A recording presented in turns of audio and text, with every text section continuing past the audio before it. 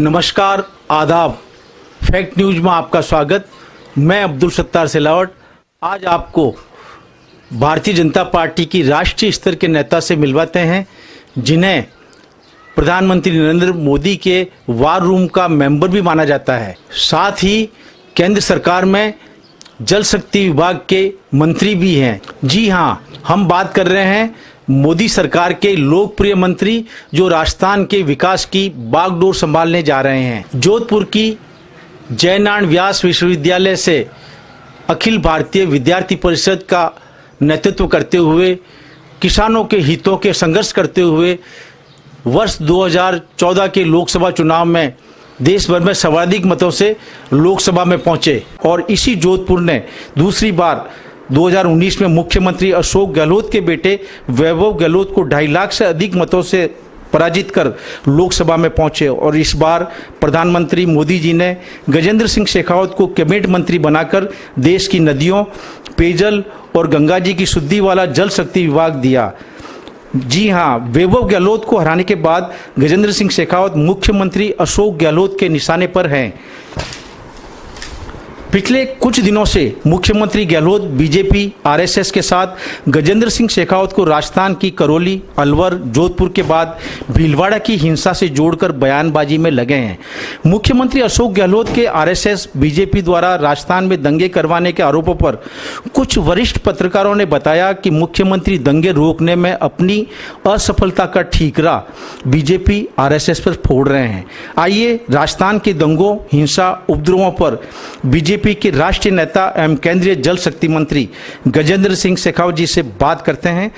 अब तक परंपरा रही है कि कहीं पर भी हिंसा, उपद्रव या दंगे की जांच के लिए पहले न्यायिक जांच या समिति गठित होती है, उसकी रिपोर्ट के बाद दंगा फैलाने वालों का खुलासा होता है। लेकिन राजस्थान के मुख्यमंत्री जोधपुर हिंसा के बाद सीधे सीधे बीजेपी आरएसएस पर राजस्थान में दंगा फैलाने का आरोप लगा रहे हैं। आप इस आरोप पर क्या कहेंगे? देखिए, अपनी विफलताओं पर पर्दा डालने के लिए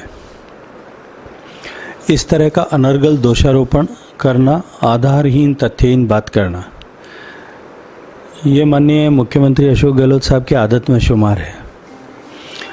अपनी विफलताओं पर पर्दा डालने के लिए इस बार भी उन्होंने इसी तरह का राग अलापना शुरू किया है।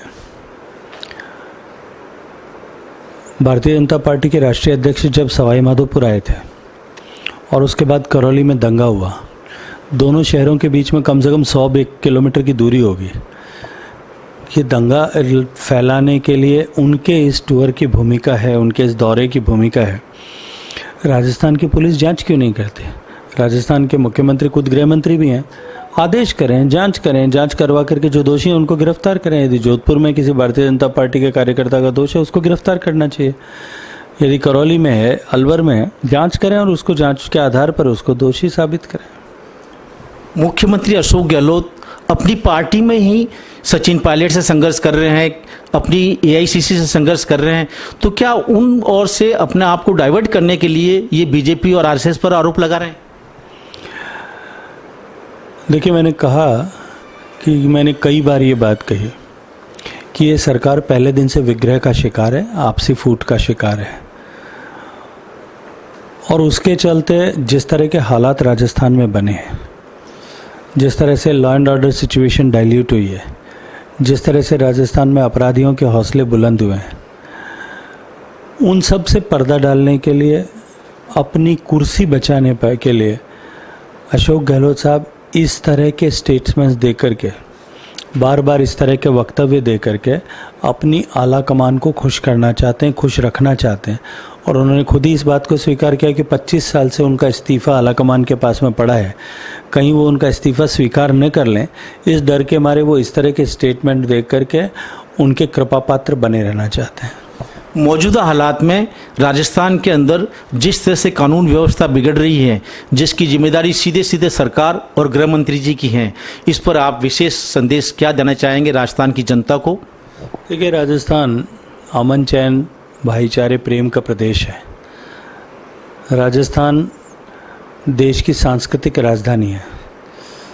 राजस्थान में इस तरह से तुष्टीकरण की राजनीति के चलते जिस तरह से सामाजिक वैमनस्य बढ़ाया जा रहा है, कांग्रेस पार्टी प्रारंभ से ही समाज को जिस तरह से मजहब के आधार पर, धर्म के आधार पर, ऊंच नीच के आधार पर, विभिन्न वर्गों के आधार पर बांटने का षड्यंत्र कर रही है।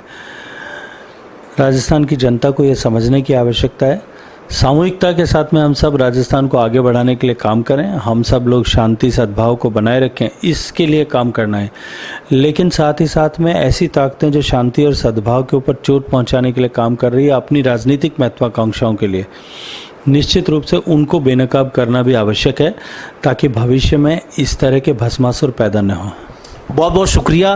केंद्रीय मंत्री जी ने जो बात बताई है कि हमारे देश में, हमारे प्रदेश में तुष्टीकरण की राजनीति बंद की जाए और जो हालात हैं, अगर गुंडे मुसलमान हैं तो उनके ऊपर कार्रवाई हो, और अगर कहीं आपको भगवा रूप में दिखाई देते हैं तो उन पर भी कार्रवाई हो। सिर्फ आरोप प्रत्यारोप से देश की शांति, प्रदेश की शांति नहीं रह सकती।